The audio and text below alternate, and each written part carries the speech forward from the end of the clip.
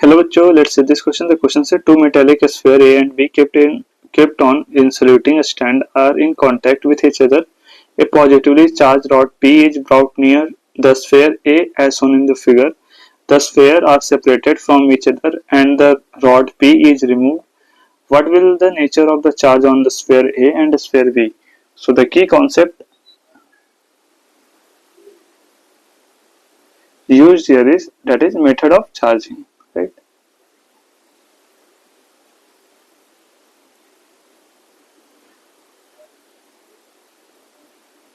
Charging method में हमने पढ़ा है कि बहुत प्रकार के मेथड होते हैं जिससे हम लाइक बॉडी को क्या करते हैं, चार्ज करते हैं, मेटालिक स्फीयर को चार्ज करते हैं. पहला तो हो गया कंडक्शन के कारण करते हैं, दूसरा रबिंग के कारण करते हैं, and one more like method that is induction, right. Induction के थ्रू हम उसे चार्ज करते हैं, राइट.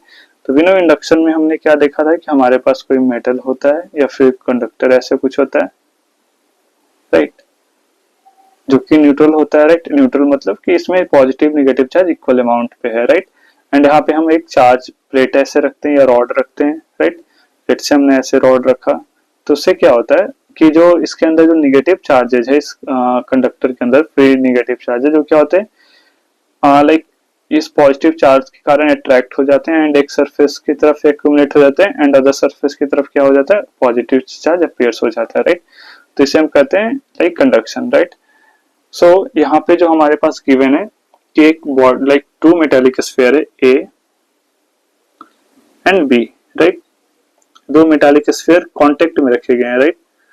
तो ऐसे दोनों टच्ड में है, राइट.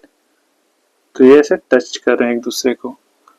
नाउ ये एक इंसुलेटिंग रॉड से रखे हुए लाइक लगे हुए ऐसे रखे हुए, तो इससे इंसुलेटिंग रॉड से ऐसे रखने का मतलब हो गया कि ये जो भी चार्ज होगा इस लाइक इस कंडक्टर में ये ग्राउंड के पास लाइक इसके थ्रू इस रॉड के थ्रू ग्राउंड में नहीं जाएगा, राइट. यानी ये सेपरेटेड रहेगा ग्राउंड से. नाउ हमने क्या किया, एक रॉड लिया ऐसा कुछ एंड इसे ऐसे रखा, ये पॉजिटिव रॉड है, राइट.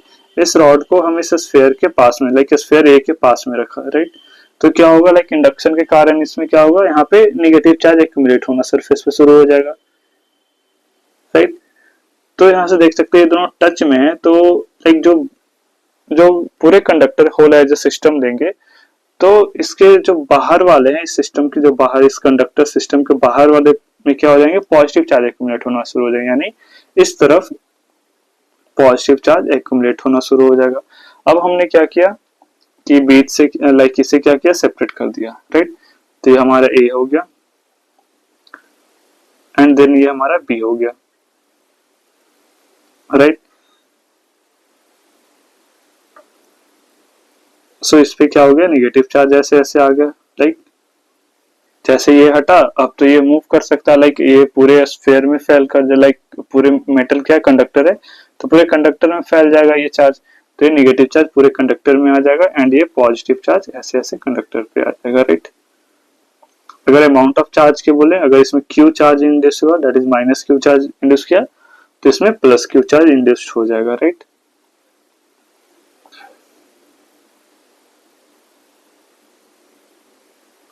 सो स्फीयर ए की बात करें तो स्फीयर ए में लाइक नेगेटिव चार्ज अपीयर हो गया, राइट. नाउ स्फीयर बी में किस प्रकार का, लाइक स्फीयर बी में पॉजिटिव चार्ज अपीयर्स हो गया, right.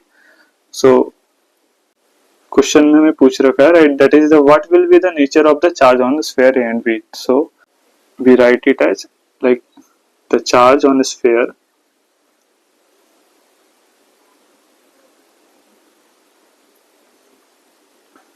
A is like negative, right, or we write it as negative charge appears on the sphere A, right, and B में क्या हो जाएगा, that is positive charge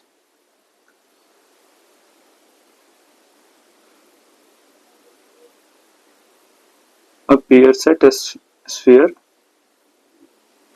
B, right. So ये हमारा answer हो जाएगा, right. So this is the whole explanation of this question. Hope you understood it well. All the best.